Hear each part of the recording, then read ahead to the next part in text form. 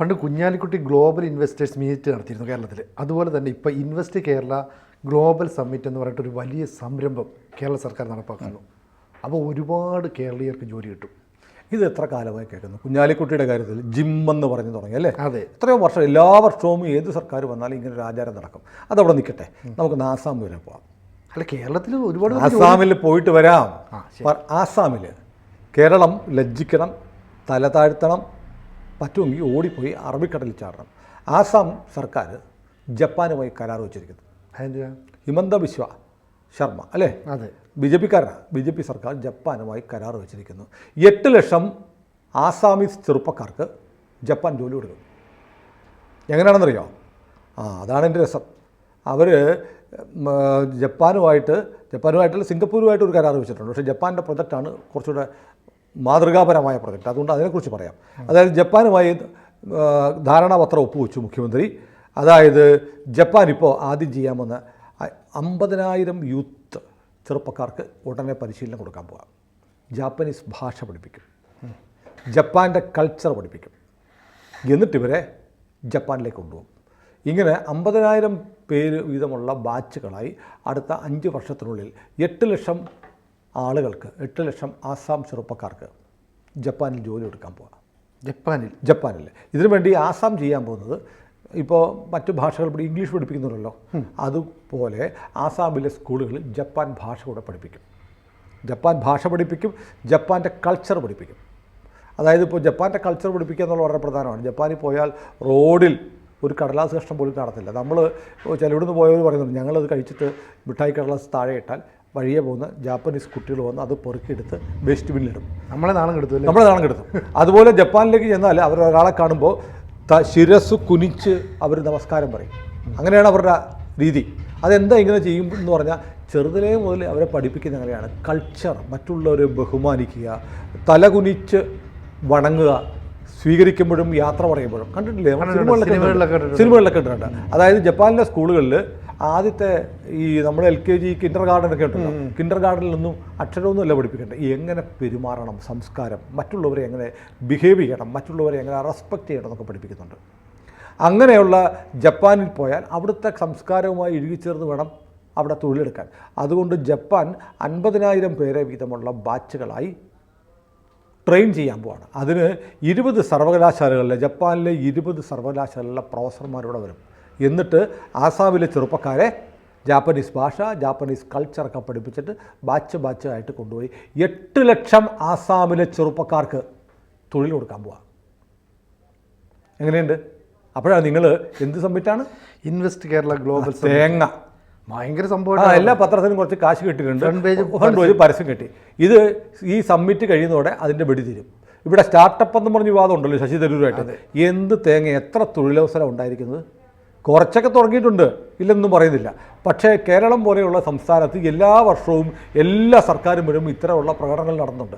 അതൊക്കെ നടപ്പായിരുന്നെങ്കിൽ കേരളം എന്നേ സിംഗപ്പൂരായേനെ. അപ്പോൾ ദൂർത്തടിക്കുകയാണോ പൈസ? ദൂർത്തടി മാത്രമല്ല, ഓരോ പ്രഹസനം, ജനങ്ങളെ പറ്റിക്കാൻ വേണ്ടി ഞങ്ങൾ അത് നടത്തി ഇത് നടത്തി എന്ന് പറഞ്ഞ പ്രഹസനം. ഞാൻ നോക്കി എന്തുകൊണ്ടാണ് ഇപ്പോൾ നമ്മളിപ്പോൾ കേരളത്തിലെ ചെറുപ്പക്കാരുടെ അവസ്ഥ എന്ന് നോക്കും. കേരളത്തിലെ ചെറുപ്പക്കാർക്ക് എന്താ പരിപാടി? ആകെയുള്ളത് പള്ളിപ്പെരുന്നാൾ വരുമ്പോൾ ഹമാസിൻ്റെ മറ്റേ സാധനം പൊക്കി കാണിക്കും, അല്ലേ? അല്ലെങ്കിൽ വണ്ടിക്ക് ഓട്ടോറിക്ഷ മുതൽ ബസ് വരെ ഹമാസ് എന്ന് പേരിടും. അത് തന്നെ സിനിമ കണ്ടിട്ടുണ്ട്. ഞാൻ ബസ്സിൻ്റെ അകത്ത് ഫ്രണ്ടിൽ എഴുതി വെക്കും, ബോർഡിൻ്റെ തൊട്ടടുത്ത് ഹമാസ്. നമ്മൾ ഞെട്ടിപ്പോവും, ഇത്രയും ആരാധന. അപ്പോൾ പിന്നെ നമ്മൾ തെറ്റു പറയത്തില്ല. കാരണം ഈ അടുത്ത സമയത്ത് ഈ പാലക്കാട് തൃത്താലയുണ്ടായ സംഭവത്തിന് ശേഷമാണ് അറിഞ്ഞത് ഏറ്റവും കൂടുതൽ ഹമാസ് അനുകൂലികളുള്ളത് കേരളത്തിലാണ്. അത് ഞെട്ടിപ്പിക്കുന്ന ഒരു സംഭവമല്ലേ? അതൊരു ഞെട്ടിപ്പിക്കുന്ന സംഭവമാണ്. നമ്മൾ അഭിമാനിക്കാം. ഹമാസിന് ഏറ്റവും വലിയ പിന്തുണയുണ്ട്. ഇസ്രായേൽ 1 ലക്ഷം ആളുകളെ റിക്രൂട്ട് ചെയ്തുകൊണ്ട് പോയി പണിക്ക് വേണ്ടി. ഇവർ ഈ ഗസയുടെ റീകൺസ്ട്രക്ഷൻ വരുവാണ്. എവിടെ നിന്ന് ഉണ്ടെന്ന് അറിയാം? കേരളം വേണ്ടാന്ന് പറഞ്ഞാൽ ഹരിയാനയിൽ നിന്നും മഹാരാഷ്ട്രയിൽ നിന്നായിട്ടാണ് കൊണ്ടത്. അപ്പോൾ എക്സെപ്റ്റ് കേരളം ഒഴികെ എന്താ? കേരളത്തിൽ നിന്ന് ആരെയും വേണ്ട. ലോകത്തിലെ ഒരു രാജ്യങ്ങൾക്കും കേരളത്തിൽ നിന്നുള്ള ആളുകളെ വേണ്ട. അഭ്യസ്തവിദ്യരായ തൊഴിലർത്ഥികളെ വേണ്ട. എന്താ കാര്യം? എന്താ? കുഴപ്പമാണ്. കുറച്ച് പേര് ചെയ്യുന്നതിന് എല്ലാവരും അനുഭവിക്കേണ്ടി വരുമോ? അങ്ങനെയാണല്ലോ. അപ്പോൾ ഒരാൾ ചെയ്ത നമ്മളൊരു ഏതെങ്കിലും ഓട്ടോറിക്ഷക്കാരൻ ചാർജ് കൂടുതൽ മേടിച്ചാൽ എല്ലാ ഓട്ടോറിക്ഷക്കാരെയും അടച്ചല്ലേ പറയുന്നത്? ഏതെങ്കിലും പോലീസുകാരൻ ആരുടെയെങ്കിലും താടിക്കിട്ട് തട്ടിയ പോലീസിനെ മൊത്തമല്ലേ പറയുന്നത്? എന്ന് പറയുന്ന പോലെ മലയാളി എന്ന് പറഞ്ഞാൽ ലോകത്തിൻ്റെ മുന്നിൽ വല്ലാതെ അപഹാസ്യമായി പോയി. നമ്മുടെ ഇവിടെ ഈ സർവകലാശാലകൾ, ഇന്തിഫാദ എന്ന് പറഞ്ഞ യൂത്ത് ഫെസ്റ്റിവലിൽ ഇവിടെ പ്രകടനം, ഇതൊക്കെ ലോകമാധ്യമങ്ങളിൽ വാർത്തയായി. കേരളത്തിൽ പലസ്തീന് വേണ്ടി ഹമാസിന് വേണ്ടി നടക്കുന്ന കാര്യങ്ങൾ. ഇപ്പം നമ്മൾ നോക്കൂ, ഹമാസിന് അനുകൂലമായി യുവമാർ ഇവിടെ പ്രകടനം നടത്തുകയാണ്. നമ്മുടെ സ്ഥലമാണ് പാകിസ്ഥാൻ്റെ കയ്യിലുള്ള POK, പാക് അധിനിവേശ കാശ്മീർ.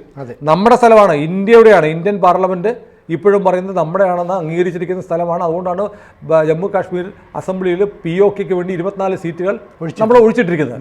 അവിടെ വന്നിട്ട് ഹമാസ് ഇന്ത്യ വിരുദ്ധ പ്രസംഗം നടത്തി. ആ ഹമാസിന് വേണ്ടിയിട്ടാണ് നമ്മുടെ നാട്ടിൽ പ്രകടനം നടത്തുന്നത്. എന്നിട്ട് ചോദിക്കുന്നത്, ഹമാസിനെ ഇന്ത്യ നിരോധിച്ചിട്ടില്ലല്ലോ, പിന്നെന്താ പ്രശ്നം? പിന്നെന്താ പ്രശ്നം? അപ്പോൾ ഹമാസ് പാകിസ്ഥാനിൽ POKയിൽ വന്നിട്ട് ഇന്ത്യക്കെതിരെ പ്രസംഗിക്കുന്നത് നിങ്ങൾക്ക് പ്രശ്നമല്ല. അത് POK അല്ലേ? POKയിലാണ്. അപ്പോൾ ഇന്ത്യക്കെതിരെ പറയുന്നു, ഇന്ത്യ നിങ്ങളുടെ രാജ്യമല്ലല്ലോ, അല്ലല്ലേ? നമുക്ക് അന്നം തരുന്ന രാജ്യവും സ്വപ്ന ഭൂമിയൊക്കെ പലസ്തീനോ അല്ലെങ്കിൽ പാകിസ്ഥാനോ ആണല്ലോ. അന്നം തരുന്ന ഭൂമിയിലൊന്നും ഇത്തരം സംഭവങ്ങൾ അവിടെ ചെന്ന് കഴിഞ്ഞ ദിവസം സൗദിയിൽ നിന്നൊരു വാർത്ത ഉണ്ടായിരുന്നു, വഴിയിലിരുന്ന് നിസ്കരിച്ചാൽ അവനുണ്ടോ ഭീമമായ പിഴയും ചാട്ടവാറടിയും കൊടുക്കാനായിട്ട് MBS തീരുമാനിച്ചു. അത് ശരി, അവിടെ മുസ്ലിം രാജ്യമായിട്ട്. ഇവിടെ വന്നിട്ട് ഏത് റോഡിലും ഇരുന്ന് നിസ്കരിക്കുന്ന പ്രവണത നമ്മുടെ നാട്ടിലും വന്നു തുടങ്ങി പതുക്കെ വ്യാപകമായിട്ടിരുന്നു. 2-3 വർഷത്തിനകം കേരളത്തിലും അത് വ്യാപകമാവും. അപ്പോൾ എന്താ കേരളത്തിൻ്റെ കയ്യിൽ എന്താ ഉള്ളത്? കേരളത്തിന് ഇതുപോലത്തെ പരിപാടികളുണ്ട്. അപ്പോൾ ഞാൻ പറയുന്നത്, എന്തുകൊണ്ടാണ് കേരളത്തിലെ മാധ്യമങ്ങൾ ഇത് വാർത്തയാക്കുന്നില്ല? ആസാം സർക്കാർ ജപ്പാൻ എന്ന് പറയുന്ന ഒരു രാജ്യവുമായി കരാറുണ്ടാക്കി, കേന്ദ്രാനുമതിയോടെയാണ്, കേന്ദ്രത്തിൻ്റെ അനുമതി വേണം. അങ്ങനെ കരാർ ഒപ്പിട്ട് 8 ലക്ഷം ചെറുപ്പക്കാർക്ക് തൊഴിലുണ്ടാക്കി കൊടുക്കാൻ പോവുക. അപ്പം നമ്മളാണ് രാജ്യത്തെ ഏറ്റവും അഭ്യസ്തവിദ്യരായ ചെറുപ്പക്കാരെല്ലാം ലോകം മുഴുവൻ മാനിക്കുന്ന വിദ്യാഭ്യാസമുള്ള ആൾക്കാരെന്നൊക്കെ പറയുന്നത് വെറുതെയാണെന്ന് ഇത് തെളിയിക്കുകയല്ലേ? അവർക്ക് വേണ്ടല്ലോ നമ്മളെ. അവർക്ക് നമ്മളെ വേണ്ട. അതാണ് കേരളത്തിലെ സർക്കാർ ആലോചിക്കേണ്ട ഒരു കാര്യം. ഇപ്പോൾ ഹമാസിന് വേണ്ടി ഇത്തരം പ്രകടനം നടത്തുന്നു, അല്ലെങ്കിൽ ഇവിടെ ഹമാസ് എന്നുള്ളവരുള്ള വാഹനങ്ങൾ ഓടുന്നു. ഇതൊക്കെ സർക്കാർ അനുവദിച്ച് കൊടുക്കുമ്പോൾ അതിലൂടെ ഉണ്ടാകുന്ന പ്രശ്നം എന്നറിയോ? കേരളം ഇങ്ങനെയാണ്. കേരളം ഇത്തരം ആൻറ്റി സോഷ്യലായിട്ടുള്ള മുഖ്യധാരയിൽ നിൽക്കുന്ന അവർക്കെതിരെയുള്ള മുഖ്യധാരയിൽ വ്യത്യസ്തമായ നിലപാടുകളുമായി വിധ്വംസക നിലപാടുമായി നിൽക്കുന്നവരുടെ കൂടെയാണ് കേരളം എന്നുള്ളൊരു ഇമേജ് പൊതുവിലുണ്ടാകുന്നത്. ഇത് നമ്മുടെ നാട്ടിലെ ഈ വാർത്തകൾ ഇപ്പോൾ ഈ തൃത്താലയ പ്രകടനം 1.5 മിനിറ്റുള്ളൊരു വീഡിയോ വഴിയാണ് പുറത്ത് വന്നത്, അല്ലേ? ആരോ ഷൂട്ട് ചെയ്ത് 1.5 മിനിറ്റുള്ള ഒരു വീഡിയോ. പക്ഷെ അതെവിടേക്ക് എത്തി? ലോകം മുഴുവനെത്തി.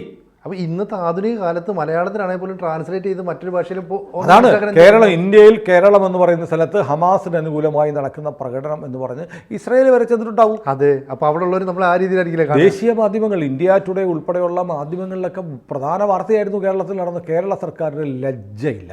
ഇതിനെ അപലപിക്കാൻ പോലും കേരളത്തിലെ സർക്കാർ തയ്യാറാവുന്നില്ല. നിയമം മൂലം നിരോധിച്ചിട്ടില്ല, ശരിയാണ്. പക്ഷേ ഇത്തരം കാര്യങ്ങൾ ശരിയല്ല എന്ന് CPMന് പറയാമല്ലോ. അതിനുള്ള തൻ്റെ ഇടം ഉണ്ടാവില്ല. അതിനുള്ള തൻ്റെ ഇടം ഉണ്ടാവില്ല എന്നുള്ളതല്ല. പക്ഷേ ഇതിലൂടെ കൊടുക്കുന്ന സന്ദേശം എന്ന് പറയുന്നത് കേരളം ഒട്ടും കൊള്ളുകയില്ലാത്ത സ്ഥലമാണ്. ഇവിടെ നിന്നുള്ള ആളുകളൊക്കെ തീവ്രവാദ ചിന്താഗതിയുള്ളതാണെന്ന്. അപ്പോൾ വിദേശത്തൊക്കെയാണ് നോക്കൂ, ട്രംപ് വന്നതിന് ശേഷം ഈ ഹമാസ് അനുകൂല പ്രകടനം നടത്തിയ, പലസ്തീൻ അനുകൂല പ്രകടനം നടത്തിയ മുഴുവൻ പേരെ പറഞ്ഞു വിട്ടു, അല്ലേ? ഗൾഫ് രാജ്യങ്ങളിൽ ഇപ്പോൾ കേരളത്തിൽ നടത്തും. ഗൾഫ് രാജ്യങ്ങളിൽ പോയി ഹമാസ് അനുകൂലമായ പ്രകടനം നടത്താവോ? UAE പറ്റുമോ? സൗദി പറ്റുമോ? ഇല്ല. അപ്പോൾ കേരളത്തിൽ ഇത് കാട്ടിക്കൂട്ടിയിട്ടാണ് ഈ അവസരങ്ങൾ നഷ്ടപ്പെടും. ഇപ്പോൾ സിംഗപ്പൂരിൻ്റെ കാര്യം ഞാൻ പറഞ്ഞു, ആസാമിൽ സിംഗപ്പൂരുമായിട്ട് ഒപ്പുവെച്ചിരിക്കുന്ന ഇത്രയും ഹ്യൂജ് ക്വാണ്ടിറ്റി, അതായത് 8 ലക്ഷം ഒന്നും ഇല്ലെങ്കിൽ പോലും ആസാമിലെ വിദ്യാർത്ഥികളെ ഗവൺമെൻറ് BSc നഴ്സിംഗ് കോളേജുകളുമായിട്ട് ധാരണ ഉണ്ടാക്കിയിരിക്കുന്നു. ആസാമിൽ നഴ്സിംഗ് കോളേജുകളിൽ BScക്ക് ഒരു ഇംഗ്ലീഷ് കോഴ്സ് കൂടെ പഠിപ്പിക്കും. BSc നഴ്സിംഗ് പഠിക്കുന്നവർക്ക് ഒരു അഡീഷണൽ പേപ്പർ എന്ന നിലയിൽ ഇംഗ്ലീഷ് കൂടെ പഠിപ്പിക്കും. അങ്ങനെ പഠിപ്പിച്ചാൽ സിംഗപ്പൂർ ആസാമിലെ നഴ്സുമാരെ എടുക്കാൻ പോവാം. അതുകൂടെ വരുമ്പോൾ എവിടെ നിന്നാണ് നമ്മുടെ നഴ്സുമാർക്കാണ് അവസരം ഇല്ലാതാകാൻ പോകുന്നത്, അല്ലേ? പണ്ട് കേരളത്തിലെ നഴ്സുമാർക്കായിരുന്നില്ല ഡിമാൻഡ്. ഇന്ത്യൻ നഴ്സുമാർക്ക് വലിയ ഡിമാൻഡ് ഉണ്ടായിരുന്നു, കേരളത്തിലെ നഴ്സുമാർക്ക് ഡിമാൻഡ് ഉണ്ടായിരുന്നു. ആസാം ഇപ്പോൾ സിംഗപ്പൂരുമായി കരാർ വെച്ചിരിക്കുന്നു. ആസാമിൽ നഴ്സിംഗ് സ്കൂളുകളിൽ ഇംഗ്ലീഷ് കൂടെ പഠിപ്പിച്ചാൽ, അവിടെ സിംഗപ്പൂർ ഭാഷ വേണ്ട, ഇംഗ്ലീഷ് പഠിച്ചാൽ മതി. അപ്പോൾ ഇംഗ്ലീഷ് പേപ്പറൂടെ സിലബസിൻ്റെ ഭാഗമായിട്ട് വരുത്താൻ പോവുക. അങ്ങനെ ആ കോഴ്സ് കഴിഞ്ഞ് വരുന്നവർക്ക് സിംഗപ്പൂർ ജോലി കൊടുക്കുമെന്ന് കരാർ വെച്ചിരിക്കുന്നു. അവിടെയും നഷ്ടം ഉണ്ടാവുന്നത് മലയാളിക്കാണ്, അല്ലേ? അപ്പോൾ ഒരു സംസ്ഥാനം ഭരിക്കുന്ന മുഖ്യമന്ത്രി ആർജവത്തോടെ കാര്യങ്ങൾ നടപ്പാക്കിയാൽ ആ നാട്ടിന് ഒന്നാകെ ഗുണം ചെയ്യുമെന്നല്ലേ? പക്ഷേ അവിടെ സമ്മിറ്റ് ഒന്നും നടന്നില്ല കേട്ടോ. ഇല്ല, സമ്മിറ്റ് വാക്കിലല്ല, പ്രവൃത്തിയിലായിരിക്കും. അത് വളരെ പ്രധാനപ്പെട്ട. അപ്പോൾ ഞാൻ എന്തായാലും പറയുന്നത്, നമ്മുടെ കേരളത്തിലെ ആളുകൾക്ക് ഈ പറഞ്ഞതുപോലെ തീവ്രവാദം, ജാഥ നടത്തൽ, സഖാക്കൾ പുഷ്പനെ അറിയാമോ, ആൾ ചത്ത് കിടക്കുമോ? ഇല്ല മരിച്ചിട്ടില്ല. ആൾ വടിയായിട്ട് കാവുകൾ ഉത്സവം നടത്താൻ ഞങ്ങളാണ് ഭരിക്കുന്നത്, ഞങ്ങൾ തീരുമാനിച്ചു. അല്ല, ഞാൻ മറ്റൊന്ന് ആലോചിക്കുക, ആൾ വടിയായിട്ട് ചതയൊക്കെ എടുക്കാൻ പോവുക, അല്ലെ കുഴിച്ചിടാൻ പോവുക. അതിന് മുമ്പ് കൈ ഉരുട്ടി മുദ്ര, ഇല്ല മരിച്ചിട്ടില്ല, ആൾ ചത്ത് കിടക്കുക. എന്തൊരു വിരോധാഭാസമാണെന്ന് നോക്കും. അപ്പോൾ ഇതൊക്കെയാണ് കേരളത്തിൽ നടക്കുന്നത്. അപ്പോൾ ഇതൊക്കെ കാലം മാറിയില്ലേ. ഇപ്പോൾ സഖാവ് ഗോവിന്ദൻ പോലും പറയുന്നുണ്ട്, ആർട്ടിഫിഷ്യൽ ഇൻ്റലിജൻസ് വരുന്നതോടുകൂടി സോഷ്യലിസം വരും. കാരണം ഒരുപാട് പേർക്ക് തൊഴിലില്ലാതാവും. അപ്പോൾ പിന്നെ വിപ്ലവം ഉണ്ടാവും, തൊഴിലാളിയെല്ലാം സമരം ചെയ്യും. കമ്പ്യൂട്ടർ വന്നപ്പോൾ ഇതാ പറഞ്ഞത്, ട്രാക്ടർ വന്നപ്പോൾ ഇതാ പറഞ്ഞത് അല്ലേ, കാൽക്കുലേറ്റർ വന്നപ്പോഴും ഇതാണ് പറഞ്ഞത്. ഇപ്പോൾ ഇങ്ങനെ പറഞ്ഞ പാർട്ടിക്കാർ ഇന്നലെ സഖാവ് നായനാരുടെ പ്രസംഗം ആർട്ടിഫിഷ്യൽ ഇൻ്റലിജൻസ് വഴി ഉണ്ടാക്കി. അതെ. അപ്പോൾ ഇത് കേരളത്തിൽ സംഭവിക്കുന്നത് നമ്മൾ കാണണം. പക്ഷെ നമ്മുടെ മാധ്യമങ്ങൾ ഇത് പറയത്തില്ല.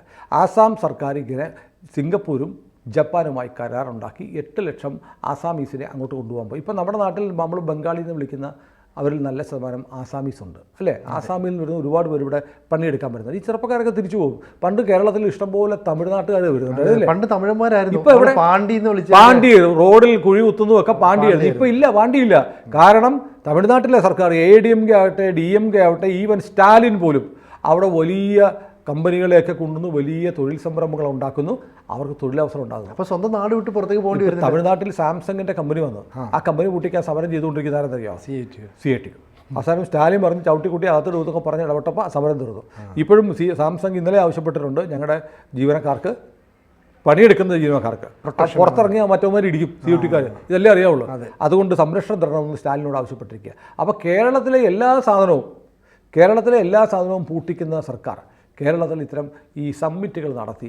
അപ്പോൾ പീയൂഷ് ഗോയലിനെയും മറ്റേ നമ്മുടെ ഗതാഗത മന്ത്രി നിതിൻ ഗഡ്കരിയൊക്കെ വിളിച്ചുകൊണ്ട് വന്നിട്ടൊക്കെയാണ് നടത്തുന്നത്. സംഗതിയൊക്കെ കൊള്ളാം.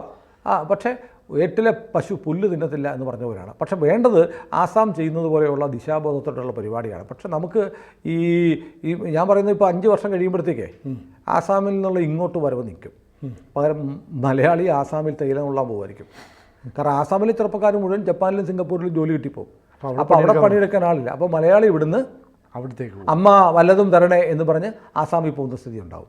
അപ്പോഴും നമുക്ക് അഭിമാനത്തോടെ നമ്മുടെ മലയാളി പറയും, മലയാളിടാ ചാണകം ചവിട്ടില്ല. കൂടുതൽ വാർത്തകളും വിശേഷങ്ങളും നിങ്ങളിലേക്ക് എത്താൻ ABC മലയാളം സബ്സ്ക്രൈബ് ചെയ്യുക, ബെൽബട്ടനും അമർത്തുക.